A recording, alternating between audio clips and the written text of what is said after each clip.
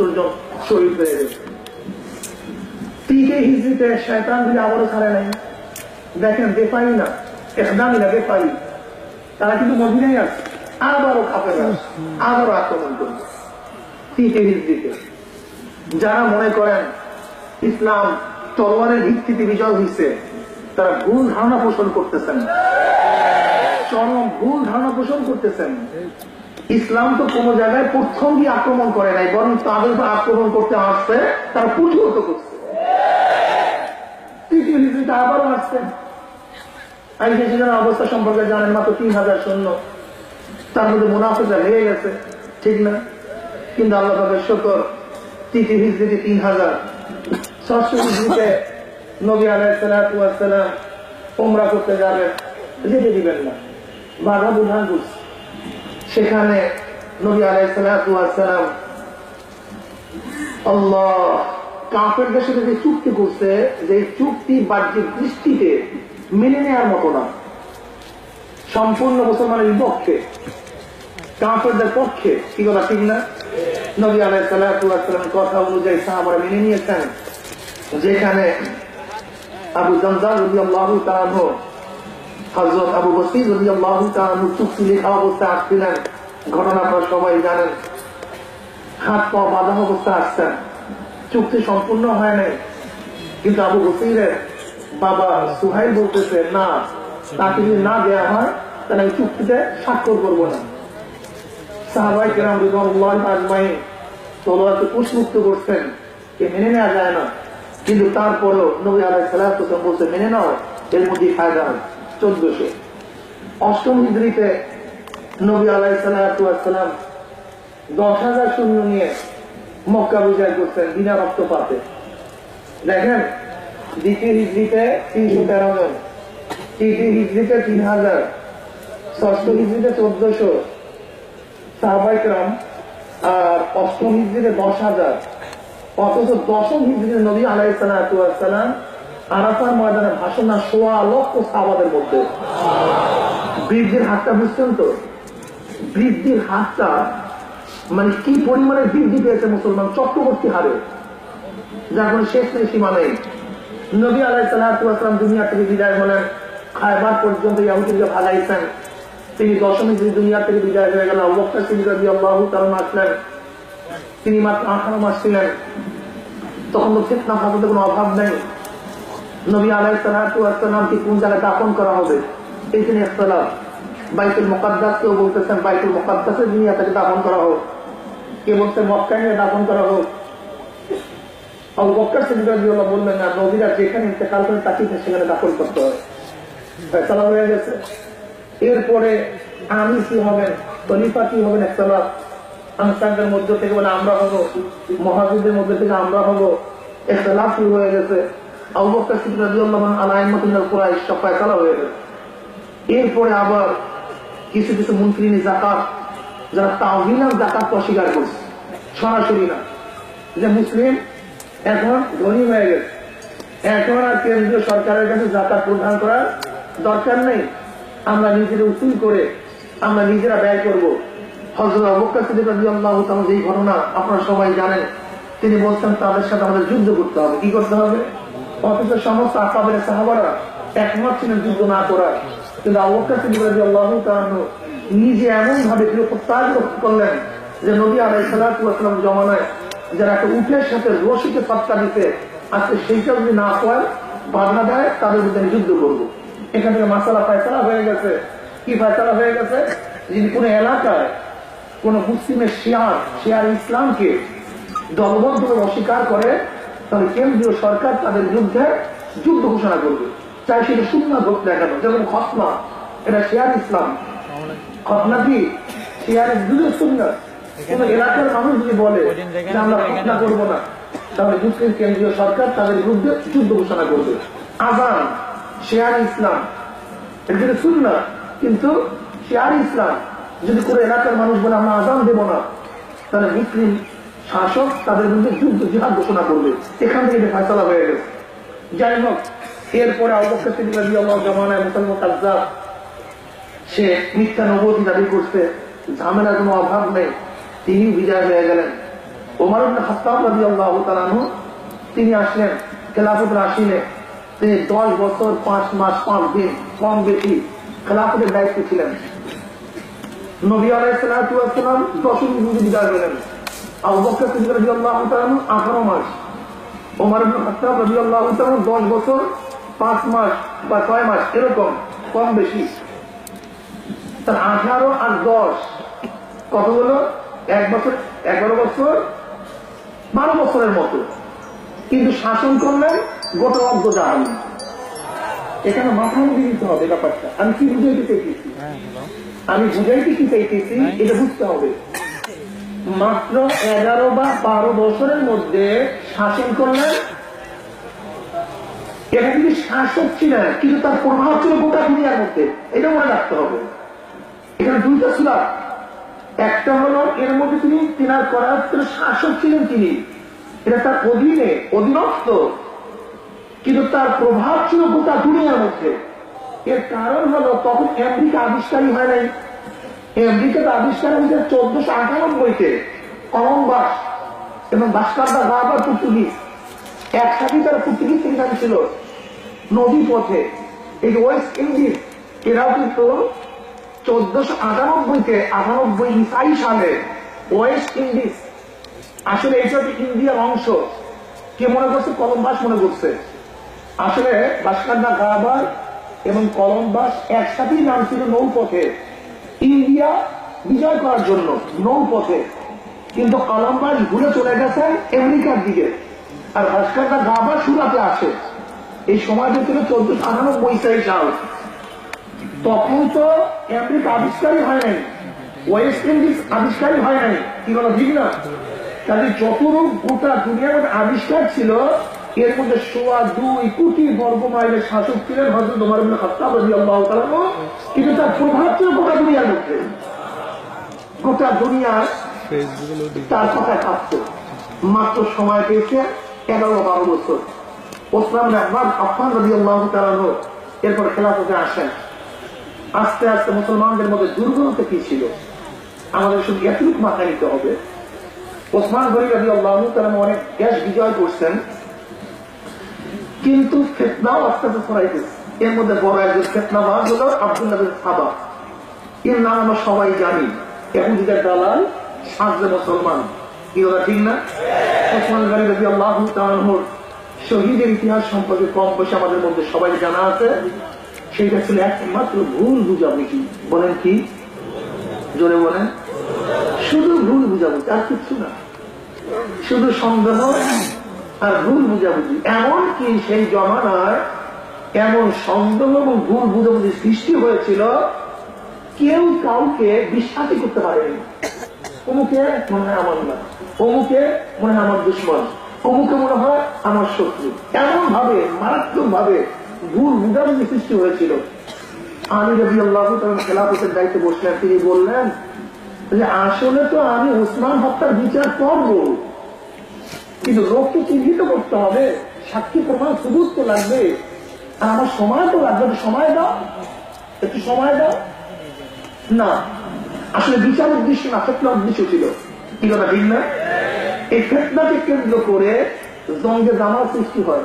আসলে উভয় কিন্তু হক কায়েম করতে পেরেছে।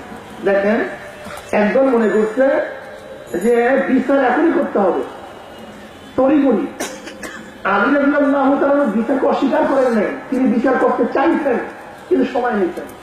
যে আগে চিন্তিত হতে হবে কে তাকে কাঁতেল, কে সাক্ষী কি, বর্তমান খেলাফতের অবস্থা প্রতিষ্ঠিত হয় নাই, এখনো নরবরের অবস্থায় আছে, একটু সময় দেন। কিন্তু কেউ কেউ মনে করলেন যে না, তড়িঘড়ি করতে হবে। জঙ্গে জামাল হইল। ভাইও আপনারা জানেন, জঙ্গে জামালের মধ্যে 10,000 মুসলমান শাহাদাত বরণ করে। 10,000, 1-2 জন না। এই জঙ্গে জামালকে কেন্দ্র করে হয় জঙ্গে সিফফিন। এই জঙ্গে সিফফিনের মধ্যে মুসলমান শাহাদাত বরণ করে 90,000, 1-2 জন না, 90,000। তাও কোন তবকা? সব সাহাবী এবং তাবী, এই 4 জন, সব সাহাবী এবং তাবী। এই 90,000 মুসলমান শাহাদাত বরণ করে। সেখান থেকে সৃষ্টি হয় খারিজি। সেখান থেকে সৃষ্টি হয় শিয়ার, সেখান থেকে সৃষ্টি হয় বুর্দিয়ার, সেখান থেকে সৃষ্টি হয় মোতাজিলি, সেখান থেকে সৃষ্টি হয় মুআত্তালা। এই যত ফেরকা দেখেন, এই যত ফেরকা ফাসাদ, এই সৃষ্টির মূল ইতিহাস হলো জঙ্গে সিক্কেন। এরপরে মুসলমানদের মধ্যে আস্তে আস্তে ভাগ হইতে হইতে হইতে হইতে সংযোগ সৃষ্টি হইতে হইতে হইতে হইতে যেখানে গোটা দুনিয়ার তখনকার মুসলমানের সংখ্যা ছিল খুবই স্বল্প, কিন্তু বিজেপি ছিল গোটা দুনিয়া। আর এখন গোটা দুনিয়ার মধ্যে আমরা দ্বিতীয় স্থান সংখ্যার দিক থেকে প্রায় 160 বা 70 কোটি মুসলমান, কিন্তু বাংলাদেশে দেখেন 92% মুসলমান হওয়া সত্ত্বেও ইসলামের কথা বলতে আমাদের কণ্ঠের মধ্যে দুর্বলতা আছে। কারণটা বুঝতে, শুধু কারণটা বুঝতে পারবার কিছু না, শুধু কারণ হলো অনৈক্যতা, ভুল বুঝাবুঝি, অনৈক্যতা। এইটা হলো মুসলমানের সবচেয়ে বড় দুর্বল পয়েন্ট। সবচেয়ে বড় দুর্বল পয়েন্ট হলো ভুল বুঝাবুঝি, অনৈক্যতা। এইটা মুসলমানের সবচেয়ে বড় দুর্বল পয়েন্ট। আপনারা জানেন ব্রিটিশ গোটা ভারতবর্ষ উপদেষ্টা শাসন করছে, মাত্র ব্রিটিশের সংখ্যা ছিল ৬,০০০ ইংরেজ, মাত্র ৬,০০০। তা প্রথম দিক থেকে এত ছিল না, মাত্র ৬,০০০ ব্রিটিশ গোটা ভারতবর্ষ উপদেষ্টা কিভাবে শাসন করলো, পদ্ধতি কি ছিল? Divided and rule. ওদের মধ্যে পার্থক্য করে দাও, তোমরা শাসন ব্রিটিশে চালাতে থাকো, ভেদাভেদ সৃষ্টি করে দাও। আমার মুষ্টিবদ্ধ শক্তি আছে, ফারাক করছি শক্তি নেই। ওদের মূল থিওরি ছিল ডিভাইডেড রুল। এর জন্য তারা সৃষ্টি করেছিল স্যার সৈয়দ আহমদ, আহমদ রোজা খান, গোলাম আহমদ কালিয়ানি, গোলাম আহমদ পারভেজ। এই 5-4 আহমদকে সৃষ্টি করে কাউকে আহলে কোরআনিয়া বানায় দিচ্ছে, কাউকে নবী দাবি করার জন্য নবুয়াতি সৃষ্টি করছে, নাউযুবিল্লাহি মিন যালিক, আস্তাগফিরুল্লাহ। কাউকে বানাইছে তাসাউফপন্থী বলে নবী আলাইহিস সালাতু ওয়াস সালামকে রেজবির মাধ্যমে নবী আলাইহিস সালাতু ওয়াস সালাম আজে নাজে তিনি নূরে, এই সমস্ত মাসালা যার কোনো দায় দায়িত্ব বা যার কোনো আলোচনা আমাদের কোনো প্রয়োজনই নেই। নবী আলাইহিস সালাতু ওয়াস জাত নিয়া, যেমন আমার জাত নিয়া, আমার রক্তের গ্রুপ কি, আমার রক্তের অবস্থাটা কি, আমার হাড়ের অবস্থাটা কি, আমার প্রেশার কত, এইদিকে আপনাদের দরকার আছে কোনো বলেন তো? আমার জাত নিয়ে আপনার আলোচনা ভাইটাটা কি? এমন এক বাজে কাজের মধ্যে আমাদেরকে লাগাইছে যে এই কাজটা কোনো জরুরিতে আমাদের বসে নেই। আর নবী আলাইহিস সালাতু ওয়াস সালামের জাত নিয়ে আলোচনা করার কোন রেওয়াজ আমাদের মধ্যে ছিল না, তাবিদের মধ্যে ছিল না, তাবিদের মধ্যে ছিল না। এর মধ্যে কোনো ফালতু একটা বিষয় নিয়ে আমাদের মুসলমানের মধ্যে দুইটা গ্রুপ বানায় ফেলে। এরপরে আসেন 1246 ইসরিতে আব্দুল হক বেনারসির মাধ্যমে ব্রিটিশ যে কাজটা সবচেয়ে মারাত্মক ভাবে করছে, সেই কাজটা হলো আহলে হাদিস নামীয় ফিতনাবাদ সম্প্রদায়। আমার যত অ্যানালাইসিস, আমার যত ধারণা, আমার যত গবেষণা, এই আহলে হাদিস নামীয় ফিতনার চেয়ে বড় ফিতনার মধ্যে 5 বছর উপদেশের কোন ওলামায়ে কেরাম এর আগে পড়ে নাই। যেহেতু গোলাম মোহাম্মদ কাদিয়ানীর ব্যাপারটা স্পষ্ট, আমরা সবাই জানি তিনি আতির নবী জনাব মুহাম্মদ রাসূলুল্লাহ সাল্লাল্লাহু আলাইহি ওয়াসাল্লাম। শিয়াদের ব্যাপারটা আমাদের কাছে স্পষ্ট, শিয়াদের ব্যাপারটা, খারিজির ব্যাপারটা আমাদের কাছে, রাফিদের ব্যাপারটা স্পষ্ট, মুতাজিলাদের স্পষ্ট। তাহলে এদের ক্ষেত্রে অনেক আগে চুকে গেছে শেষ। কিন্তু তথাকথিত আহলে হাদিস তারা তো রেফারেন্স দেয় হাদিস দিয়া, তারা তো বুখারী বলে, তারা তো কথায় কথা সহি বলে। মানুষ বিভ্রান্ত পড়বেই, কি কথা ঠিক না? যেহেতু আমাদের দেশের মানুষের মধ্যে হাজারো আমল খারাপ হওয়া সত্ত্বেও নবীর প্রেম কিন্তু অনেকের মধ্যেই বিদ্যমান। যখন নবীর হাদিস, রসুলের হাদিস, তখন আলটিমেটলি সেখানে ইমামের কথা করে একেবারে হওয়ার কথা না। যেখানে নবীর হাদিস দেখাইছে সেখানে মুহাদ্দিসের কথার গ্রহণযোগ্যতা আসার কথা না। যেখানে নবীর হাদিস বলছে সেখানে ইমাম আজমকে প্রধান নেতার কোনো প্রশ্নই রাখতে পারে না। কত মারাত্মক ব্যাপার, সহি ব্যাপার এবং সহজ ব্যাপার। এই যে দেখো হাদিস, এই যে দেখো হাদিস, আমাদের পাবলিক সাধারণ মানুষ তারা তো হাদিসের পাগল, কিন্তু হাদিসকে সামনে রেখে তাদেরকে বিষ পান করানো হচ্ছে। এই আকল জ্ঞান তো সাধারণ মানুষের নাই। খুব ভালো মতো বুঝবেন। শত্রু আসছে পাশের বাড়ির চাচাজানের জন্য, শত্রু চাচাজানের জন্য এই আপনাদের কুমিল্লার রসমালাই নিয়ে, বগুড়ার দধি নিয়ে, অনেক পুরানো শত্রু। এখন চাচাকে খুব আদর করতেছে, খাওয়াইতেছে, খান চাচা আপনার জন্য অনেক দূর থেকে নিয়ে আসছে। চাচা মনে করছে তোরা তো ভালোই হইস, এই কথা ঠিক নয়, আমার জন্য রসমালাই নিয়ে আসছে, বগুড়ার দধি নিয়ে আসছে, খুব আদর করে খাওয়াইতেছে। কিন্তু চাচা জন্য ডাইজুরি, চাচা কি আদর করতেছে না বাস দিতে আছে? বাহ্যিক দৃষ্টিতে কত সুন্দর রসমালাই, বগুড়ার দধি, কি বলা ঠিক না? আসলে মারার একটা প্ল্যান করতে আছে। ঠিক আছে, রাবুধাবির কুষ্টিও আপনাদেরকে বোখারি বোখারি বলে ইমান ভাড়া করার চক্রান্ত করতে আছে। কি সুন্দর প্ল্যান, প্ল্যানটা কত মারাত্মক। কি বলে, আমি জোরে করবো না আস্তে করবো, রফুলিয়াদের করবো কি করবো না, ইমামের দিকে কেরাত করবো কি করবো না। কি সুন্দর চমকপ্রদ কিছু মাসালা নিয়ে আসছে, যে মাসালাগুলি ওরা চুজ করছে, এই মাসালাগুলি ইখতিলাফ করার সুযোগ আছে। কথা বুঝেন?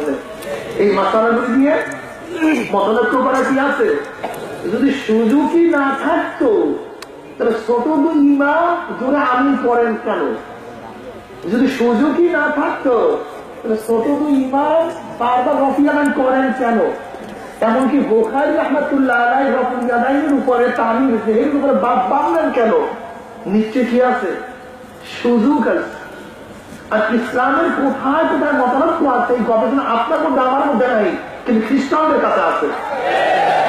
কেন? শত্রুর মোকাবেলা করার জন্য শত্রুর দুর্বল পয়েন্ট কোন কোন জায়গা এতটুকু চিহ্নিত করতে না পারলে শত্রুর মোকাবেলা করা সম্ভব না। ইসলামকে ধ্বংস করার সবচেয়ে বড় পলিটিক্স এবং পদ্ধতি হল মতলক্ষ্য সৃষ্টি করা, ভেদাভেদ সৃষ্টি করা, সন্দেহ সৃষ্টি করা। আগেই বলছি, সামান্য ইতিহাস দিচ্ছি আপনাকে, যে মুসলমানরা মাত্র 12 বছর কি পরিমাণে বিজয় করছে, আর সন্দেহ সৃষ্টি হওয়ার কারণে অনৈতিকার কারণে কিভাবে ধ্বংস হয়েছে আমি একটু কাজ দিয়েছি আপনাদের কাছে। কি বলা ঠিক না? আমি অনেক সময় বলি এই মাসালাগুলি আসলে তাদের উদ্দেশ্য না, এগুলো চোরাই মাসালা। এগুলি কি মাসালা? এগুলো চুরি করে তা আমার কেমন? ব্যাপারটা এরকম না, লামজাহাবিরাই গোটা দুনিয়ার মধ্যে সর্বপ্রথম জোরে আমিন পড়ার হাদিস বের করছে। লামজাহাবিরাই জীবনে গোটা দুনিয়ার মধ্যে প্রথম বারবার হাত উঠাবার হাদিসকে বের করছে।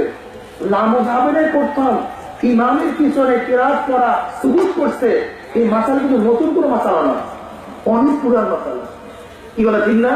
এই মাসালা ইমাম আহমদ হাম্বলের মাসালা, ইমাম শাফির মাসালা। ওই তাদের মাসালাটি চুরি করে বাংলাদেশে এখন ফিতনা ছড়াবার কাজে ব্যবহার করতে হবে। আমরা সবাই জানি তাদের থেকে চুরি করে এখন বাংলাদেশের ফিতনা করার একটা অপকৌশল বের করছে। এর জন্য আমি বলি ওদের এই মাসালাগুলো সাপের খেলা। সাপের খেলা বুঝেন? ক্যাম্পাসার কি দেখায়? সাপের খেলা দেখায়। কি দেখায় না? আচ্ছা বলেন তো, ক্যাম্পাসের উদ্দেশ্য সাপের খেলা দেখানো, উদ্দেশ্য অন্য একটা। এটা কি? ওই যে পাশে যে ব্যাগ আছে, ওই ব্যাগের মধ্যে তাবিজ এবং ঔষধ বিক্রি করা, এটা আকর্ষণ, এটা উদ্দেশ্য না। সাপের খেলা কি? আকর্ষণ, এটা উদ্দেশ্য না। উদ্দেশ্য এটা পাশে ঔষধ বিক্রি করা, তাবিজ বিক্রি করা। যখনই দেখবে শ্রোতা এবং দর্শকদের আকর্ষণ বাড়ছে তখনই তার মূল উদ্দেশ্য দিকে হাত দিবে। কি বলা ঠিক না? যখন আমি জোরে পড়া, রফুলিয়াদের করা এবং না করা, এই হাদিসগুলি দিয়ে শ্রোতা এবং দর্শককে আকর্ষণ করবে, যখন তারা আকৃষ্ট হয়ে গেছে তখন তাদের মূল আসল ফিতনা এটা সারা তাদের ব্যস্ত হয়ে যাবে। সেই ব্যস্ততা কি? মূল ফিতনা কি? ইমাম মানি না, মাযহাব মানা যাবে না, কিয়াস শরীয়তের দলিল না, ইজমা শরীয়তের দলিল না। কি বলা ঠিক না? সহিহ হাদিস ছাড়া মানি না, এগুলো মূল উদ্দেশ্য। আর সবচেয়ে বড় উদ্দেশ্য কি জানেন? ইখতিলাফকে সামনে রেখে মুসলমানদের মধ্যে পার্থক্য সৃষ্টি করে মসজিদে ঝগড়া এবং খুনাখুনি সৃষ্টি করা, নতুন পদ্ধতি আবিষ্কার করা। এবার আসেন আমার কথা হাদিস সহি কি সহি না, এবার দেখি ওরা কি বলে, মাযহাব মানি না। মাযহাব শব্দের অর্থ যাওয়ার স্থান, যাহাবুন থেকে মাযহাব, কি বলা ঠিক না? আমি মাযহাব মানি না অত কি দ্বারা, আমি কারোর কাছে যাই না। কেন যাই না? আমি জানি। বলেন না, আমি কারোর কাছে অর্থ আনতে যাই না। কেন যাই না? আমার কাছে অর্থ আছে। আমরা কি আমি কারোর কাছে খানা আনতে যাই না। কেন যাই না? আমার কাছে খানা আছে। আমি কারোর কাছে যাই না মানে আমি জানি। আমি মাযহাবী, আমি কারোর কাছে যাই। কেন যাই? আমি জানি না। ক্লিয়ার কথা। যারা মাযহাব মানে না তাদের অর্থ কি দাঁড়াইল, আমি কারোর কাছে কেন যাই না? আমি জানি। আমি মাযহাবী, আমি কারোর কাছে যাই। কেন যাই? আমি জানি না। ক্লিয়ার কথা। এবার ধরে নেন, আপনারা সবাই মাযহাবী। এতক্ষণ আমরা থিওরিক্যাল পড়াই, এখন প্র্যাকটিক্যাল। আপনারা সবাই মাযহাবী, এখানে যারা আছেন সবাই কি? আমরা স্টেজে যারা আছি আমরা মাযহাবী। আপনাদের সাথে আমাদের কি মুনাজারা শুরু হয়েছে, বহা শুরু হয়ে গেছে। আপনারা প্রশ্ন করবেন, আমরা জবাব দেব। আমরা প্রশ্ন করবো, আমরা জবাব দিব। তোমরা দুজন দাঁড়াও, দাঁড়াও, দুজন দাঁড়াও। আরে কার ভয় কিছু নেই। এরা সবাই কি কথা বলেন না কেন? এটাকে তোমরা প্রশ্ন করবো, তারা জবাব দিবে। আমাদেরকে প্রশ্ন করবো, আমরা ধরে না এই ছেলেটার নাম আব্দুল্লাহ, এই ছোট ছেলেটার নাম আব্দুর রহমান। আমি আব্দুল্লাহ থেকে প্রশ্ন করলাম, আব্দুল্লাহ বলো তো সহি হাদিস কাকে বলা হয়? আব্দুল্লাহ বলে আমি জানি না। কে জানে? আমার ভাই আব্দুর রহমান জবাব দিবে। কে জবাব দিবে? আচ্ছা বলেন তো, আব্দুল্লাহর পক্ষ থেকে আব্দুর রহমান জবাব দেয়, আব্দুর রহমানের জবাব কি আব্দুল্লাহ দিলে যথেষ্ট হবে? কি কথা বলেন না কেন? কেন? কারণটা কি? তাহলে আব্দুল্লাহ আব্দুর রহমান তাকলিদ করছে, অনুসরণ করছে, ইত্তেবা করছে, ইমাম বলছে। তার মূল দাবি খেলাফ। তাদের মূল দাবি ছিল আমি কাউকে ইত্তেবা করি না, ইমাম মানি না, মাযহাব মানি না। আমি জোরে জোরে সব কথা নিয়ে পরিমাতা মানে পরিমাতালা, এগুলো তো মূল মাতালা না। তার মূল দাবি ছিল আমি মাযহাব। আব্দুল্লাহ যদি আব্দুর রহমানের জবাব মেনে নেয়, তাহলে আব্দুল্লাহ কার অনুসরণ করছে? তার তাকলিদ করতে কি করে নাই? ইমাম মালিকি মানে নাই, মাযহাব মালিকি মানে নাই, যেটা তাদের মূল দাবির পরিপূর্ণ খেলাফ, উল্টা। এবার বসে তুমি বসে, এবার আমার পালা। আমাকে প্রশ্ন করছে, এবার আপনি বলেন তো সহি হাদিস কাকে বলা হয়? আমি বললাম আমি পারি না। কে পারে? আমাদের মুফতি মিজাজ সবুজ জবাব দিবে। মুফতি মিজাজ সবুজ বলে আমিও পারি না। কে জবাব দিবে? দেওয়াল মুফতি সাহেব জবাব দিবে। আচ্ছা বলেন তো, মাযহাবীদের পক্ষে গোটা দুনিয়ার একজন যদি জবাব দেয়, তাহলে গোটা দুনিয়ার মাযহাবীদের জন্য যথেষ্ট হবে কি হবে না? কারণ আমরা তো তাকেই অনুসরণ করি। গোটা দুনিয়ার মাযহাবীদের পক্ষে একজনের জবাব দিলে গোটা দুনিয়ার মাযহাবীদের জন্য, কিন্তু নামধারীদের প্রত্যেকের জবাব প্রত্যেকেই দিতে হবে। আর একজনের জবাব আর একজনের জন্য যথেষ্ট হবে। এবার বলেন তো, এই 5 মিনিটের বয়ানে প্রত্যেকটা প্রশ্নের জবাব দেওয়ার মধ্যে একজন নামধারী কি বাংলাদেশে আছে? একটাও নেই। কাজে ওদের কথা এবং কাজ সম্পূর্ণ মিথ্যা এবং উল্টা। এবার আসেন, আসলে কি বলেন, আপনারা কি আমিনের হাদিস নিয়ে আসছে, রফিয়াদের হাদিস নিয়ে আসছে? আমি এটা পরের কথা, মূল উসুলি কথা আগে আসে। তুমি মাযহাব মানো কি মানো? কি কথা ঠিক না? কি মানো তুমি? সহি হাদিস। কি মানো? বেশ ভালো কথা। সহি হাদিস। সহি হাদিস একটা কি বলবে? নবী আলাইহিস সালাম প্রথম থেকে শুরু করে মুসান্নিফ পর্যন্ত সেকারাবের ভিত্তিতে তাওয়াসুল পদ্ধতিতে যে সনদ আছে তাকে কি বলা হয়? বেশ ভালো কথা ভাই। তুমি যে সহি হাদিসের ব্যাখ্যাটা দিচ্ছ, এই ব্যাখ্যা কি আল্লাহ দিতে? কি কথা বলেন না কেন? আল্লাহ রসুল দিতে। আল্লাহ রসুল দিতে দেখা আমাকে যে কোনো জায়গায় সহি হাদিসের ব্যাখ্যা আল্লাহ রসুল দিতে কিনা? তা আল্লাহ রসুল সহি হাদিসের ব্যাখ্যা দিতে কে? কি কথা বলেন না কেন? জোরে বলেন কে হয়েছে? তা তুমি ইমাম তো মানে না, তাই সহি হাদিস মানবা কিভাবে? তোমার ভুল বাবার খেলা, তুমি ইমাম মানো না। তাই ইমাম যে ব্যাখ্যা দিচ্ছে এটা মানবা কিভাবে? মানার কোনো সুরাত নাই, কোন সুরাত নেই। কি বলা ঠিক না? ওদেরকে প্রশ্ন করেন, মানা কথা কি মানো? বোখারি বুখারী মানতে হবে এরকম কোন কথা কি আল্লাহর তরফ থেকে আছে? আল্লাহ রসুলের তরফ থেকে আছে? তাই বুখারী মানবো কেন? বুখারী মানবো কি মানবো না আল্লাহ বলে নাই, আল্লাহ রসুল বলে নাই।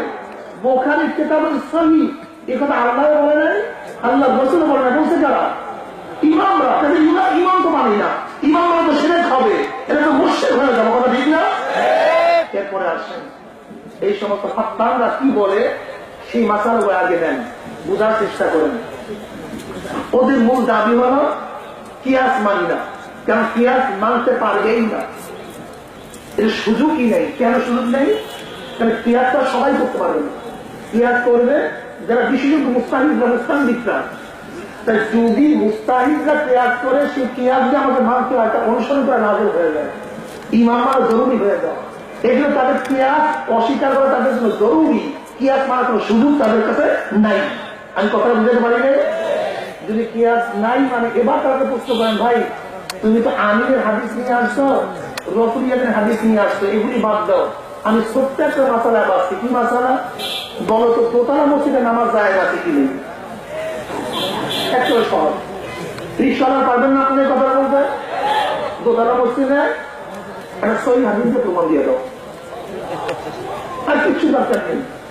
এখন আমরা তোয়া তো 2, 3, 4 তলায় কি করি না?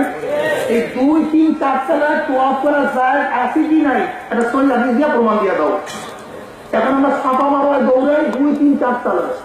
এই 2, 3, 4 তলায় সাফা মারায় দৌড়া যায় আছে কি নাই তিনটা প্রমাণ দাও, একটা হাদিসে প্রমাণ দিয়ে দাও। আমরা জামাতে 5 নম্বরে 2, 3, 4 তলায়, এই 2, 3, 4 তলায় 5 নম্বরে যায় আছে কি নাই তিনটা প্রমাণ দাও।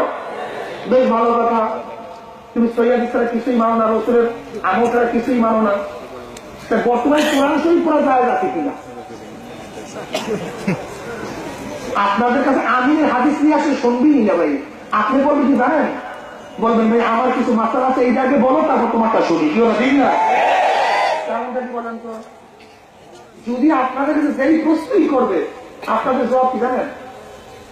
জবাব জানেন না? আমাদের ইমামরা বলছে এই প্রশ্ন আপনাদের জবাব কে বলছে? আমাদের হুজুররা বলছে ভাই, মহাদেশে হুজুর বলছে।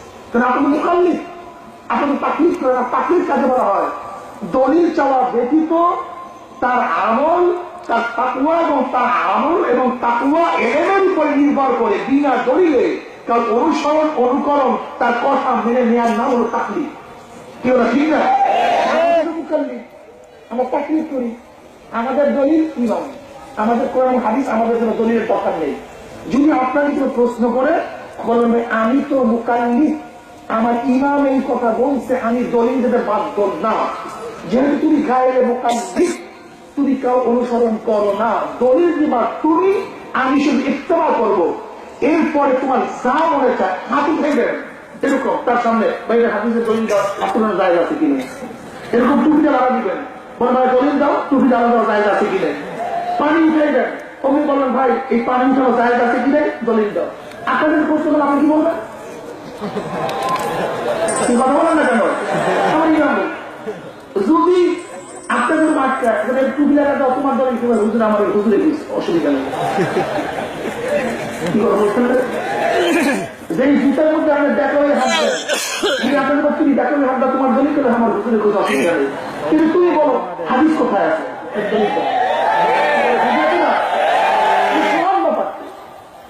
আপনি সমান ব্যাপার, আপনি তো দলিলের, আপনি দলিলের মোকাল্লিদ না, আপনি ইত্তেবা মোকাল্লিদ। কিন্তু দলিল হিসাবে সম্পূর্ণ যে কোনো কথা বলবে সে তো না মুযহাব গায়রে মোকাল্লিদ, সে তো সহিহ হাদিসের আমল করে। কাজে হাদিসের উপর দলিল দেওয়ার যৌক্তিকতা, দলিল দেওয়ার দরকার তার আমার না। এবার তাকে বলেন ভাই কোরআন শরীফ 30 করে পড়া যায় আছে কিনা? কারণ নবী আলাইহিস সালাতু ওয়াস সালাম এই মাসহাবকে জমা করেন নাই, এটা মাসহাব ওসমানী, এটা মাসহাব ওসমানী।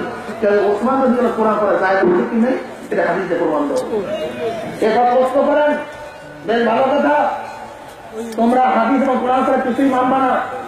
এই যে নকতা দিয়া কোরআন শরীফ, নকতা দিয়া জবর দিয়া যে কোরআন শরীফ, আলিফ আলিফ বা নিচে এক নকতা, তার উপরে 2 নকতা, তার উপরে 3 নকতা, জীবন নিচে এক নকটা হা খালি ডাল খালি। এই যে নকটা এবং জির জবর দিয়া কোরআন শরীফ আল্লাহ রসুলের জমানায় ছিল না। এইটা দেশে কে হাজরাত ইউসুফ, যাকে আমরা মনে করি জাহান্নামী, একেবারে চরম কাফের বেঈমান নাউযুবিল্লাহ মনে করি, কি বলে ঠিক না, এটা তার দিয়া এই নকটা এরা আমাকে হাদিসা প্রমাণ